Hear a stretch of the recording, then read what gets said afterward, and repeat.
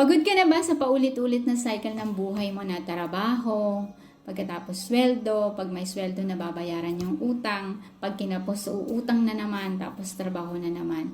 Naiutang mo na yung tinatrabaho mo pa lang. Well, pag ganyan yung sitwasyon mo, dapat magkaroon ka na ng extra income. At huwag kang papayag na yun at yun pa rin ang mararanasan mo sa dadating na 2025. Marami kang pwedeng gawin. Gamitin mo yung cellphone mo para magkaroon ka ng extra income. Kasi hindi na sapat yung isa na lang talaga ang pinagkakakitaan mo, yung sa trabaho mo lang.